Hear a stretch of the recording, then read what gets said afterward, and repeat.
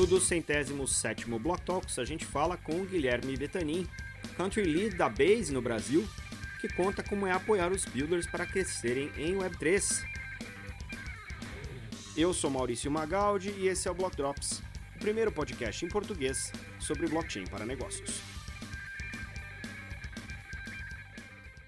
As notícias que você ouve aqui não têm qualquer vínculo com o meu trabalho atual, não configuram nenhuma forma de patrocínio, propaganda ou incentivo para o consumo e têm o foco exclusivamente educacional para o mercado. Então, pessoal, eu estou aqui com o Guilherme Betanin, que vai contar para a gente quem ele é e o que ele faz com blockchain. Guilherme, bem-vindo ao Block Talks. Fala, pessoal. Primeiramente, obrigado, Maurício. Uma honra estar aqui no episódio do Block Drops. Então, como você falou, eu sou o Guilherme. Eu sou o Country Lead da Base no Brasil. Entrei recentemente, faz mais ou menos 2 meses. E já estou em cripto desde 2017. Meu background em cripto, antes de entrar para o papel de ecossistema, é em DeFi. Então, por mais que eu não seja desenvolvedor, não seja técnico nesse sentido, sou muito focado em estudar e entender o funcionamento das aplicações dentro do ecossistema como um todo, e mais recentemente focado em Base. Então, esse é o meu foco dentro de cripto.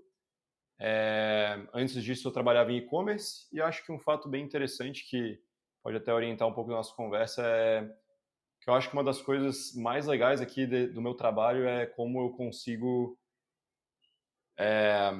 como eu vejo que os founders se identificam comigo e eu me identifico com os founders. Porque eu já passei por esse momento, eu já passei por essas etapas, pelos mesmos desafios, já errei muito na minha trajetória como founder antigamente, e passei por todas as etapas, desde ter começado alguns projetos em hackathon, vários terem dado errado, nunca ter ganhado um hackathon, até começar a conseguir captar investimento com fundos internacionais, com advisors reconhecidos no mercado, e depois deixando para trás o projeto que eu tinha para assumir esse desafio aqui na Base. Então, acho que sei muito bem como é estar na pele de um builder que precisa muito de ajuda, e agora estou invertindo um pouco os papéis agora para também poder ajudar outros builders. A gente vai falar disso, com certeza. Guilherme, mas me dá um pano antes, assim, quando você encontrou cripto, né, antes de estar em cripto, estar lá em e-commerce e fazendo o teu trabalho na indústria tradicional, como que você encontrou cripto? O que foi que te atraiu na indústria? Conta um pouquinho dessa descoberta, desse momento, né, da epifania cripto. Como é que isso foi para você? Meu primeiro contato com cripto foi por causa de jogos. Não sei se tu gosta de jogar, cara, mas eu sempre joguei RPG. Eu sempre fui apaixonado por um RPG, um MMORPG coreano, cara.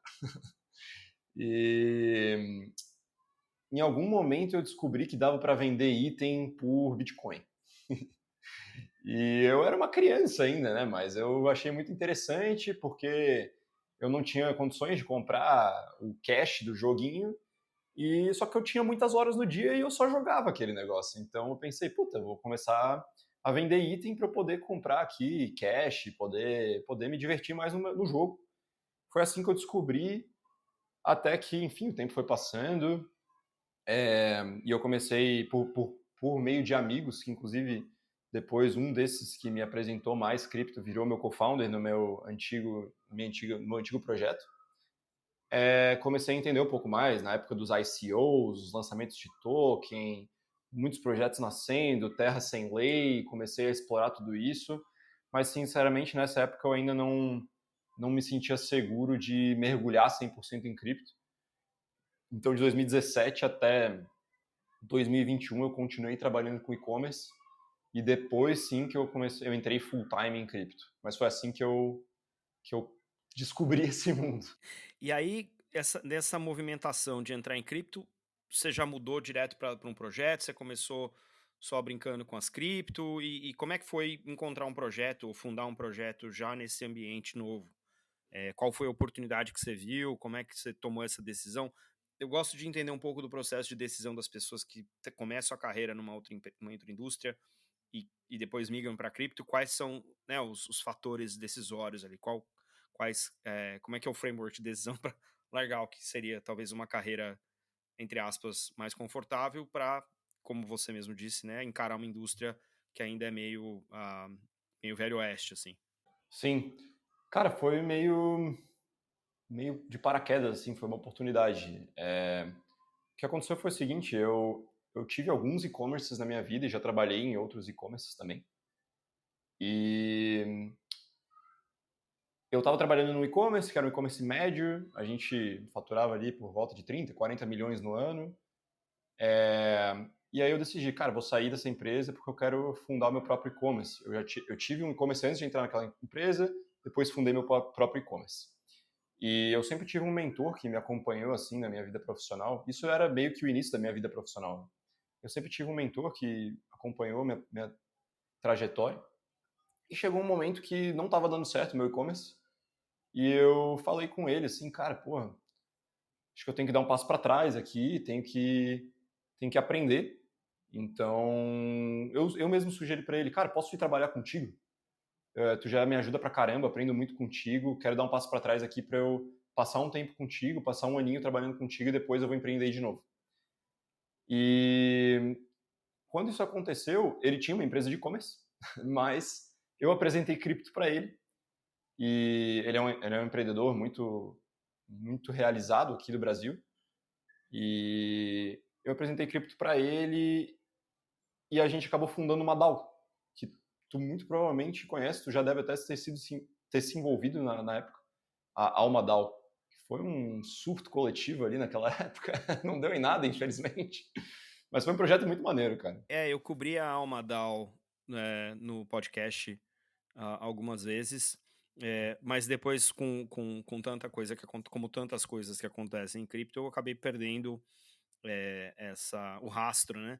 Conta um pouco mais, como é que foi esse. Porque eu acredito demais no modelo de governança descentralizado, trabalho para isso na minha vida profissional, né? Olhando para protocolos e acho que tem chão, tanto do ponto de vista regulatório quanto do ponto de vista operacional, para chegar em algo que seja essencialmente factível, escalável, mas não desisto, continuo insistindo.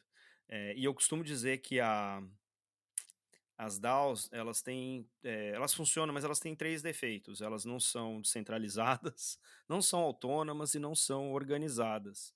É, e aí a gente, obviamente, fica devendo, né, pro momento em que a gente está, de torná-las essencialmente aquilo que elas prometem. Mas eu queria demais ouvir um pouco da tua história, da Alma DAO, do lado de dentro, obviamente. Claro. É, a iniciativa da Alma DAO foi muito legal. A ideia, para quem não conhece, era basicamente a gente se tornar uma aceleradora e uma DAO de investimento em startups cripto brasileiras. Nós juntamos 20 dos maiores empreendedores do Brasil e eu estava ali no meio, porque eu estava na hora certa, no lugar certo, basicamente, para a gente ter eles como mentores e alguém precisava operacionalizar toda essa ideia, alguém precisava realmente entender a fundo de cripto e criar uma DAO. E a gente tinha pessoas técnicas também que participaram, pessoas que entendiam mais do que eu de cripto também. E a gente criou ali, por meio de NFTs, na época não foi, um token ERC20, um mecanismo ali no snapshot para transformar aquilo numa DAO de fato. A gente foi por um caminho que fizesse sentido. O problema é que a gente tinha muito pouca pessoa botando a mão na massa e muita gente dando ideia e querendo liderar. E a gente fez isso de uma forma muito apressada. Então a gente até acabou acelerando, acho que 4 projetos na época. Eu saí da DAO antes de a DAO acabar, de fato. Mas eu acho que acabaram acelerando mais 2 empresas depois que eu saí. Foi um processo de aceleração legal, porque, bom, naquela época eu fui uma das pessoas que criou o programa de aceleração da Alma. E eu não era um dos mentores, né? Mas cara, aqueles empreendedores são muito bons. Eu mesmo aprendi muito com eles. E um deles era esse meu mentor, né? De vida, assim. E eu sei que a gente conseguiu prover muito valor para aqueles empreendedores, mas a gente não fez isso de uma forma organizada que fosse de fato exatamente o que tu falou. Não foi organizada. Ela era descentralizada, só que ela era descentralizada com muito cacique e pouco índio e não deu, cara, todo mundo se perdeu. Foi basicamente isso que aconteceu. Mas foi um experimento bem legal. E eu fundei uma outra DAO depois, né? Meu projeto que em DeFi era uma DAO. A gente tinha token, a gente tinha conselho e funcionava melhor do que, do que a minha primeira experiência. Bacana. Vale muito a pena, né, cara, experimentar nesse modelo, porque é como eu estava falando, né? Não tem um framework ainda, né? Não tem regulação, é uma experimentação muito válida. Eu acho que o fator de centralização em Web3, ele gera essas oportunidades de você testar modelos, ainda que eles não sejam comprovados, né? Acho que esse é um aprendizado bacana. Ah, da uma DAO, que foi até onde você comentou, como é que você transicionou depois? Vamos olhar um pouco da trajetória aí, do momento da Alma DAO até o momento Coinbase, Base. E aí, depois eu vou pedir para você explicar um pouquinho para o pessoal eh, o que é a Base, né? Obviamente, a maioria dos nossos ouvintes conhece a Coinbase, a gente reporta bastante sobre os movimentos da Coinbase nos episódios semanais. Já falamos de Base também, mas seria legal ouvir um pouco, né, como é que tá sendo essa história com a L2 aí, e a gente fala disso daqui a pouco, mas conta um pouquinho, né, Almadal, de onde deu, o que você aprendeu, o que você levou para frente e onde que você foi parar antes de cair aí na Base. Sim, perfeito. É, na época da Almadal, eu também estava trabalhando como analista de investimento num VC. E ao mesmo tempo, isso focado em cripto, né, aqui no Brasil. E foi nesse momento que começou a abrir bastante a minha mente sobre o que era possível fazer como empreendedor, formas diferentes de empreender que eu nunca tinha visto antes e não achava que era possível para mim. E aí, o que aconteceu? Nessa época da Almadal, a gente também criou um hub Web3 aqui em Florianópolis, que é onde eu moro. A gente criou esse VC que eu trabalhava, resolveu abrir o escritório que a gente tinha para receber builders em cripto. A gente chegou a receber mais de 150 builders cripto aqui em Floripa. A comunidade é bem grande aqui, bem legal. E basicamente isso era para a gente começar a conhecer builders em cripto, projetos, o que vinha acontecendo, para investir neles, né? Eu fazia simplesmente a parte de análise para indicar se era um projeto que tinha potencial ou não, e eles levavam adiante. Então, por que eu estou falando isso? Isso foi muito importante para eu criar coragem de tentar empreender em cripto. Porque para empreender em cripto não era uma coisa que eu conseguiria fazer sem dinheiro nenhum, bootstrapped, principalmente porque eu não era uma pessoa técnica, não era desenvolvedor, eu tinha um sócio que ele já trabalhava numa empresa muito grande no mercado cripto, e ele não podia simplesmente largar tudo para a gente se arriscar, né? Então a gente foi participar em um hackathon da IF Lisbon, a gente foi para Lisboa, inclusive, pô, uma coisa que eu sempre falo, né, esse envolvimento e como uma coisa que eu acho muito legal do ecossistema cripto é como as pessoas querem ajudar se você está envolvido com as pessoas certas, né? Cara, eu só consegui para esse hackathon porque o fundo que eu trabalhava pagou minha passagem, porque eu não tinha como ir. Então eles me ajudaram para ir, acharam que a minha ideia era muito maneira, me ajudaram para ir e lá a gente participou do hackathon, fomos muito mal, não tinha muito pé nem cabeça a nossa ideia, mas a gente foi com a mente muito aberta. A gente foi querendo aprender, querendo, tipo, a gente passou bastante tempo estudando o que faria sentido criar, o que tinha demanda, para onde que a gente poderia ir, e a gente foi para esse hackathon não só pensando em ganhar, mas pensando em, tipo, tá, pegar os melhores feedbacks que a gente podia para de fato transformar aquilo num negócio. E daí, por mais que a gente não tenha ido bem no hackathon, a gente conseguiu de fato escutar os jurados e os mentores. E isso foi ali por volta de novembro, eu acho. Aí a gente voltou para o Brasil, começou a trabalhar em cima daquela ideia, e ali por março, na IF Denver, a gente foi para IF Denver para tentar captar. E deu certo. A gente captou o nosso primeiro pre-seed, na época a gente captou $500 mil, e aí a gente começou o nosso projeto, que era uma camada de liquidez para derivativos e também uma Perps Dex, eram as duas coisas juntas. Era muito, muito inspirado na Synthetix, que tu com certeza deve conhecer, protocolo bem OG de cripto. Era bem parecido, só que tinha alguns twists ali, né? E foi aí que tudo começou. Então, ao longo desse tempo, daqui a pouco eu vou chegar na Base, né? Mas aí a gente passou captamos esse pré-seed, começamos a contratar, chegamos numa equipe de 10 pessoas, passou um tempo, a gente tinha terminado a primeira parte, que era Perks Dex, depois a gente ia para a parte de liquidez. E aí a gente captou mais um seed, onde a gente captou mais 1.200.000 dólares, aumentamos a nossa equipe para quase 20 pessoas, depois lançamos o nosso token para transformar numa DAO. A gente liberou um percentual bem pequeno do nosso token na época, porque a ideia principal era descentralizar. A gente nem tinha demanda assim para lançar um token. Então, naquele lançamento de token, a gente captou mais 530 mil dólares e transformou de fato numa DAO, day one, transformamos numa DAO por peso de holdings do nosso token na época. E fizemos a eleição de um conselho envolvendo tanto eu como founder, um dos investidores e 3 outras pessoas da comunidade, votado pela comunidade, pelos holders, isso no Snapshot. E fomos tocando a DAO por mais 1 ano e meio, acho que foi, por meio do conselho. E, infelizmente, depois de um tempo, o nosso projeto não deu certo, a nossa visão era muito ambiciosa e nós não tivemos Efetivamente, a gente não conseguiu entregar o que a gente tinha como visão. Para resumir a história, a gente não conseguiu entregar a visão e a gente não teve a demanda esperada e, enfim, decidimos encerrar o projeto. Isso foi no início desse ano, inclusive. E poucos meses depois de eu ter encerrado o projeto, fui contatado por um recrutador da Coinbase, me apresentando a oportunidade da vaga de Country Lead aqui da Base no Brasil.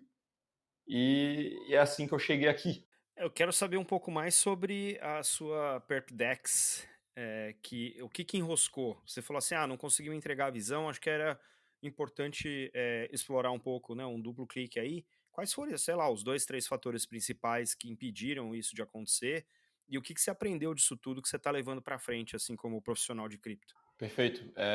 Cara, meu principal aprendizado, e eu falo isso para quase todos os founders que vêm me pedir conselho, nosso principal erro foi tentar entregar tudo de uma vez só. Em vez da gente lançar as coisas em blocos, em módulos e ir testando com o público, com os clientes, e usando infraestrutura de terceiros para ir testando o nosso conceito, a gente criou um conceito, uma ideia de produto que era muito grande e muito complexa, e a gente queria entregar tudo de uma vez só. Então, isso fez com que a gente perdesse timing de mercado, isso fez com que a gente se enroscasse em complexidades que a gente não precisaria ter se enroscado no meio do caminho. Então, acho que o principal aprendizado, que inclusive eu compartilho sempre, teste o seu produto em módulos. Se você tem uma visão extremamente ambiciosa, entenda de fato o que é o MVP da sua própria visão completa. Você não precisa lançar o seu produto para alcançar a sua visão de primeira. Principalmente em cripto. Eu acho que isso foi um erro muito grande nosso. Se a gente tivesse lançado apenas um módulo de início, por exemplo, no nosso caso específico, a gente começou codando a PerpsDex. E a gente teve que fazer ela de uma forma que ela só funcionaria com o nosso modelo de provisionamento de liquidez. Então a gente não podia plugar na Synthetix, a gente não podia plugar na GMX, ou enfim. E aí a gente começou a se enroscar no meio do caminho quando a gente foi fazer a parte de provisionamento de liquidez e a coisa foi dando errado. Então se a gente tivesse feito, tipo, cara, vamos por partes, vamos começar por um ou por outro e não fazer de forma limitante, eu acho que teria dado certo. Infelizmente a gente não fez isso. Então acho que esse foi o principal aprendizado, assim. Bacana. Esse é o tipo de coisa que dá para reaproveitar e levar adiante, né, para outras experiências. Bom, e aí vocês encerraram esse capítulo, e como que surgiu a oportunidade da Base? Primeiro, vamos falar da Base em si, né? O Base, o público aqui sabe que é uma L2 da Ethereum, que é mantida, né, pela Coinbase. Coinbase que tem não só a exchange, que é famosona e tal, mas tem várias ferramentas para desenvolvedores, e aí trouxe a Base como mais uma opção aí de construção. Conta um pouco como é que é a história, como é que foi a história da Base com a Coinbase, e aí você emenda aí a sua história com a Base. Perfeito. Então a Base, ela surgiu, eu acredito que há 2 anos e meio atrás, mais ou menos. É, Inclusive foi, olha que coincidência interessante, talvez seja um pouco mais de tempo atrás. Aquela If Denver que eu falei que eu fui captar pela primeira vez, foi quando a Base lançou. Então eu estava lá no evento de lançamento da Base, conheci o Jesse e tudo mais. Enfim, foi lá naquela época. Acho que isso foi, se eu não me engano, março de 2023, por aí. Faz 2 anos e meio, mais ou menos. A Base nasceu com uma infraestrutura, né, de blockchain, uma Layer 2 incubada pela Coinbase. Como tu mesmo falou, acho que você foi cirúrgico, a Coinbase oferece várias ferramentas de desenvolvedores. A principal é a Coinbase Developer Platform, onde a gente oferece diversos serviços de infraestrutura para desenvolvedores criarem soluções em cripto. Isso envolve infraestrutura para wallet, para pagamentos, para trade, para onboarding de usuários, ferramentas para construir em cima da Base, AI, staking, faucet, tudo isso está dentro de Coinbase Developer Platform. Assim como mais recentemente a gente também lançou Coinbase Commerce Payments Protocol. Então, para quem viu que recentemente a Coinbase anunciou uma integração com Shopify e Stripe, isso ali que foi anunciado foi o lançamento do Base Pay, que é uma forma de pagar com o USDC em um clique no Shopify, cuidando de todas as complexidades que existem em e-commerce, chargeback, fraude, tudo isso usando a Stripe como parceria. Só que o Base Pay é um produto construído em cima do protocolo de comércio eletrônico open source da Coinbase. Então, outras pessoas podem buildar soluções de pagamentos para e-commerce em cima daquele protocolo. E tudo isso é Coinbase. A Base é a nossa Layer 2, é a nossa blockchain, que foi construída em cima da superchain da Optimism, que inclusive a Coinbase ajudou a Optimism a criar a superchain, né? Para quem não sabe. Então a gente está envolvido desde o início com a superchain, e foi daí que a Base nasceu. E a Base é um produto da Coinbase que é descentralizado. Recentemente alcançamos nível 1 de descentralização, estamos avançando cada vez mais em direção de ser um ecossistema bem descentralizado, mais do que vários que estão por aí se vendem como terra sem lei, inclusive. É interessante dar uma estudada no L2Beat, um bom site que tu com certeza conhece e talvez a audiência não se lembre aí, mas é um ótimo site para entender de fato se as coisas são como nos vendem. E é isso, a Base é uma blockchain em cima da superchain da Optimism, focada em escalabilidade e principalmente em distribuição e usuário. A gente utiliza da força da Coinbase para trazer 100 milhões dos nossos clientes on-chain de forma descentralizada. Então isso é a Base. Uma das coisas que me chamou a atenção quando a Base foi anunciada em mainnet foi o fato de a Base não ter lançado um token, né? Usualmente o que a gente vê lança-se uma L2 e aí em vez de usar ETH nativo como um gas fee, os projetos de L2 lançam o seu próprio token e aí o usuário é obrigado a ter mais um token para interagir, para pagar taxas, etc. Né? E o caso da Coinbase é um caso bastante interessante que estendeu a escalabilidade do Ethereum para uma L2, mas mantendo, né, o ETH como o token natural, aí, ou a criptomoeda nativa. E isso acho que é uma das coisas mais interessantes do modelo da Base.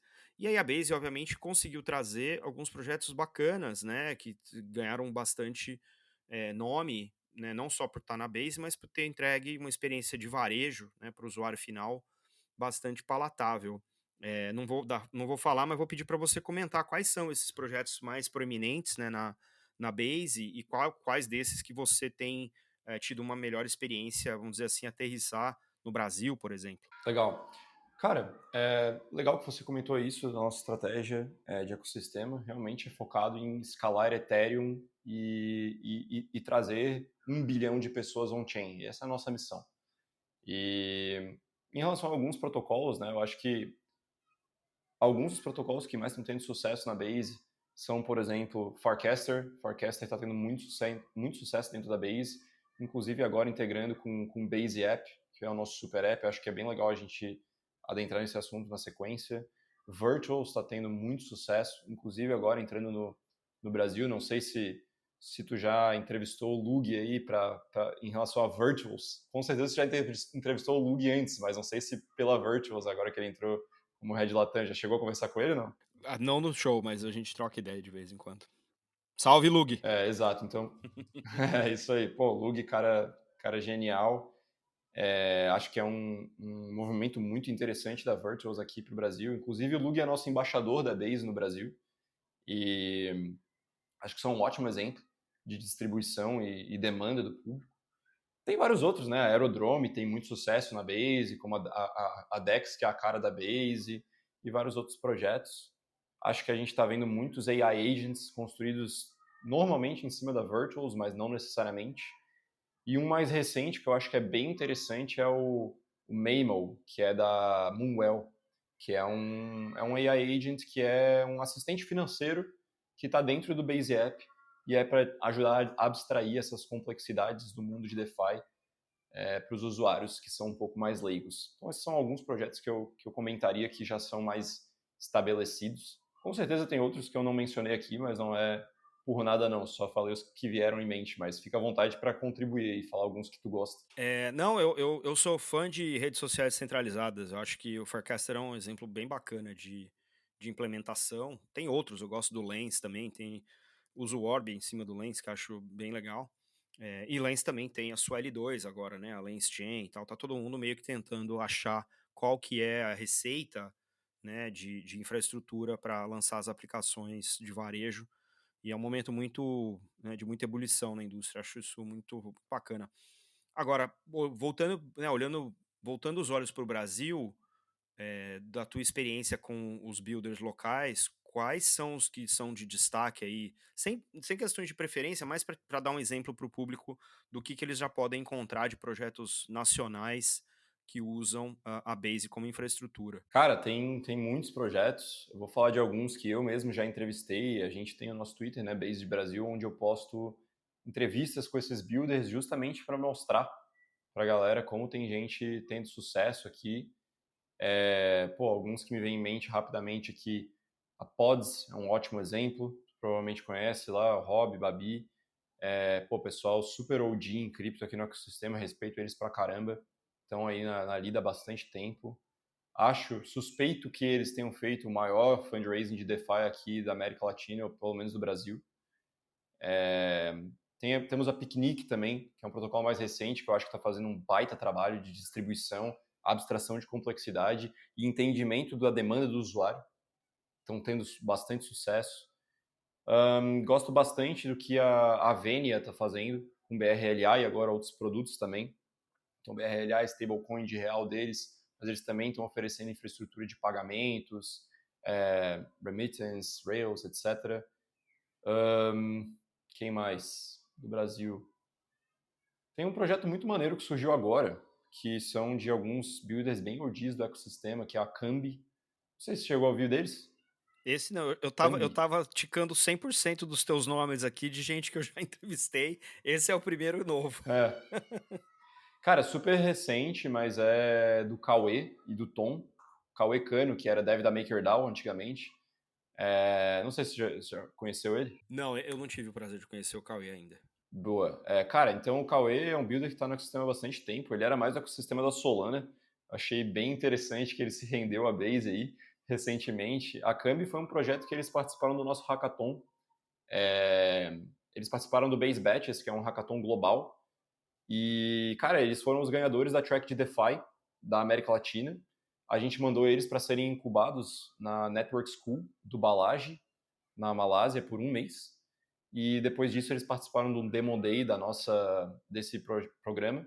E eles ficaram em terceiro lugar do Demo Day global. Então, um projeto super recente que está trazendo uma stablecoin descentralizada de real. Então, é meio que trazer um modelo do DAI para real e usar como colateral Bitcoin. Então, é bem interessante. Vale a pena conhecer. Acho que é um baita projeto que está surgindo aqui. Tem a Decentral também, que eu falei recentemente, que eu acho que é super válido. É um projeto que eu entrevistei recentemente e todo mundo conhece, é da Dux, Luiz da Dux. Então, agora tem Decentral também, que é mais focado em RWA. A Colite é um projeto de AI em cima da Virtuals, na Base, que é bem interessante. Plataforma de marketing agentic. Tem builder pra caramba, cara. Tô falando demais aqui, mas tem muito projeto massa aqui no Brasil. Eu gosto desse tipo de papo porque acho que dá uma dimensão de quão prolífico é o empreendedor brasileiro em cripto. Acho que a galera não costuma ter noção da profundidade. Olha, você citou 5 principais aí, eu já entrevistei 4, então eu vou atrás do Cauê para entrevistar também aqui no podcast. Fica o convite aí, Cauê. Cara, a gente está se endereçando aqui para o final do nosso papo, e eu vou fazer algumas perguntas que eu faço sempre para os meus entrevistados para ter uma amostra, né, das realidades, diferentes realidades que a gente tem na indústria. A primeira é como é que você tem feito para se manter saudável nessa indústria que não para, que é 24/7, não dorme nunca.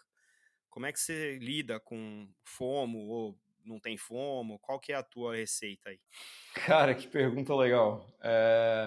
Eu acho que eu aprendi um pouco em relação a isso quando eu tive o meu protocolo, né. Cara, eu passei por vários momentos de dificuldade, assim, eu ficava com muito FOMO, ficava sempre achando que eu estava para trás, mas chegou um momento. Foi uma questão foram 2 decisões. Uma foi uma questão de princípio, como que eu gosto de construir as coisas. Eu sempre fui um cara que eu gosto de focar em uma coisa. Eu não gosto de estar envolvido com 12 projetos ao mesmo tempo e tentar atirar para todo lado para ver o que cola. Eu tomei minha decisão de focar naquele projeto e eu fui até o fim. Infelizmente deu errado, mas eu fico feliz de que me mantive fiel aos meus princípios e isso me trouxe tranquilidade. No momento que deu errado, eu tinha certeza que, cara, eu tinha tentado de tudo e que eu estava focado naquilo. E segundo, foi em relação a. Tu falou FOMO, né? FOMO em relação a. Quando a gente fala de FOMO em cripto, uma coisa que me vem muito em mente é pô, fazer dinheiro rápido, né? Fazer dinheiro rápido, tradear, estar exposto às oportunidades, esse tipo de coisa. E, cara, eu tive que ter uma conversa muito séria comigo mesmo, e no meu caso com a minha noiva. Eu não sei se tu é casado aí, mas enfim, se tem alguém na tua vida, mas para mim isso foi uma decisão que foi meio que em conjunto, né, com da família, de entender, cara, eu vi vários 5, 10x que eu poderia ter participado e feito muito dinheiro e que eu deixei passar porque eu estava focado na minha empresa e não focado em tradar, em especular outras coisas. E chegou um momento que virou uma chave, assim, tipo, cara, se você fez uma decisão, para de olhar para o lado e voltar atrás no que poderia ter sido. Você tomou essa decisão, lida com o resultado dessa decisão, senão você vai se torturar para sempre. E foi aí que eu comecei a perceber, tipo, sim, cara, se eu quiser ficar aqui treinando 24/7, eu posso, possivelmente faria bastante dinheiro, mas eu não estaria construindo nada. E eu quero construir. Então chegou um momento que eu decidi quanto que eu queria estar exposto em relação a risco, em quais projetos, e nunca mais vendi nada, cara. Foi isso.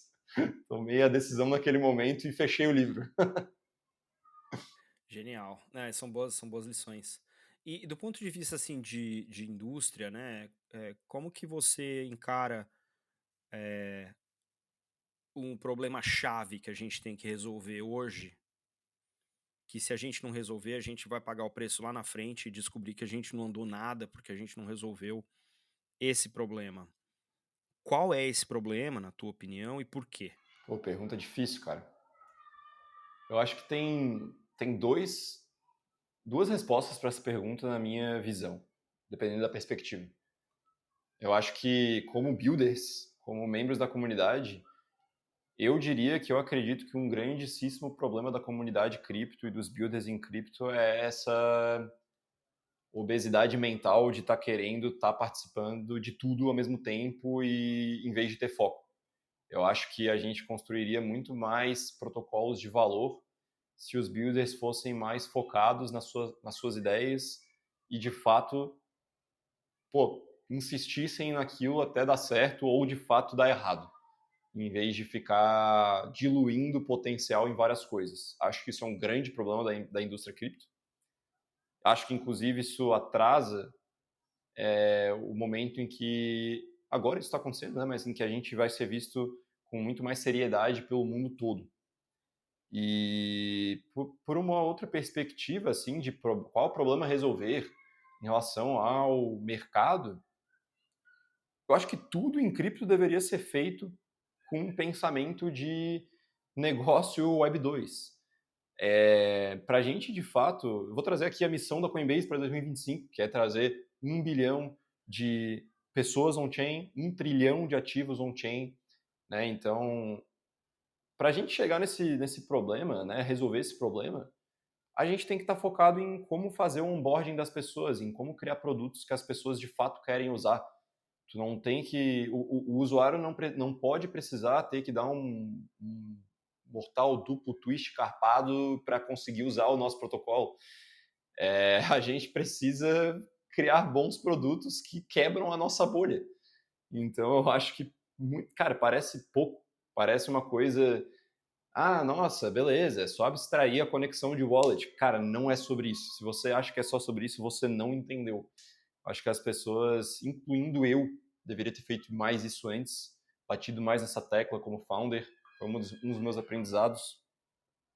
Tudo que a gente está construindo em cripto deve ter uma visão muito mais profunda de produto e entender qual que é a necessidade do nosso cliente, quem é essa persona e como entregar algo que faça sentido. Acho que muitas vezes os builders em cripto pulam essa etapa.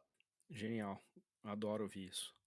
É, do pessoal da tua época de e-commerce, que talvez ainda tenha ficado, né, nesse pedaço da indústria, e te liga toda vez que o Bitcoin tem uma nova all-time high, perguntando como é que faz para entrar em cripto, o que que você conta para eles para onboardar essa galera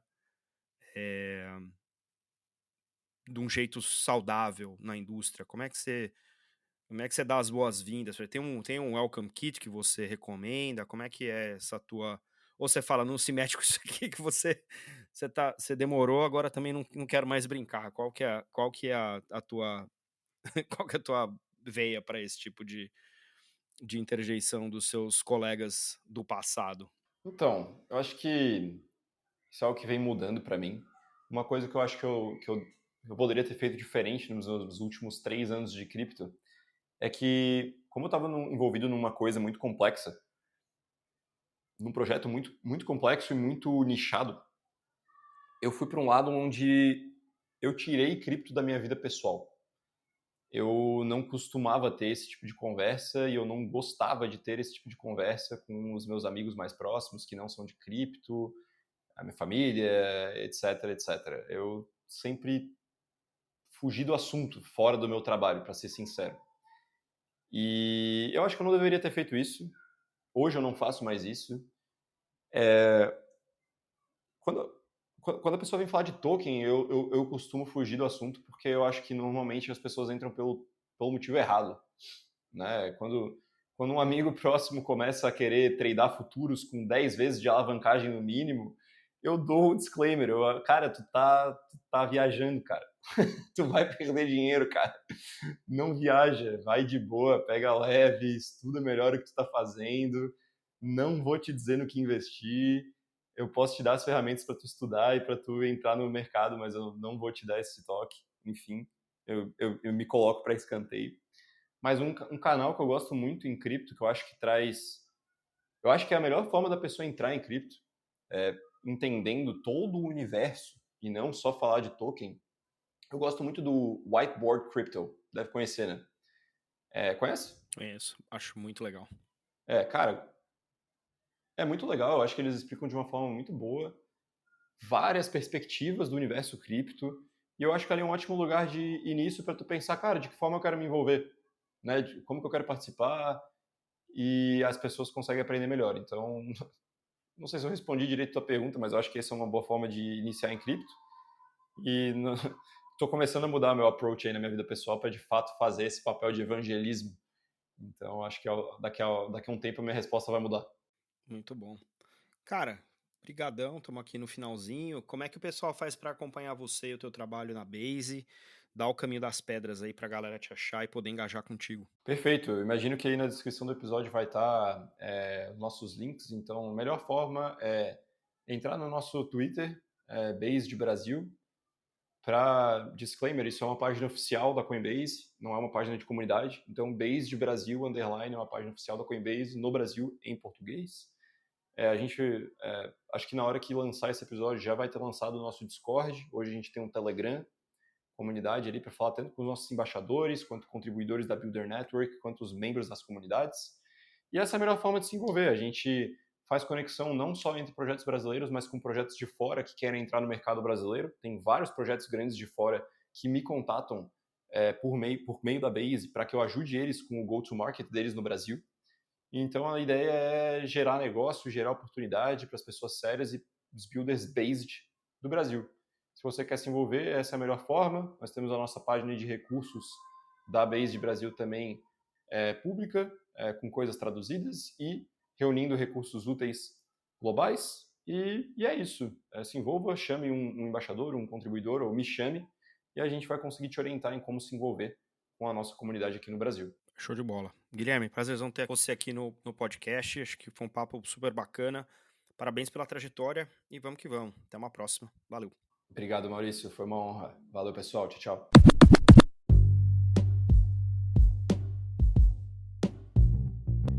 Acompanhe a gente nas redes. No Instagram, Block Drops Podcast. No Twitter, Block Drops Pod. blockdrops.lens. Meu conteúdo em inglês no Twitter em 0x Maurício.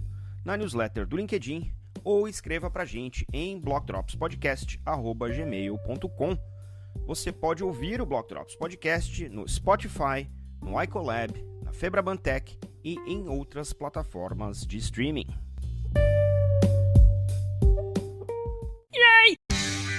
E aí, salve pro Guilherme por compartilhar sobre a sua jornada em Web3, agora como Country Lead da Base. Não se esqueça de deixar aí as estrelinhas no seu tocador favorito e checar a Merch Store em blockdropspodcast.xyz. A gente fica por aqui. Stay rare, stay weird. LFJ.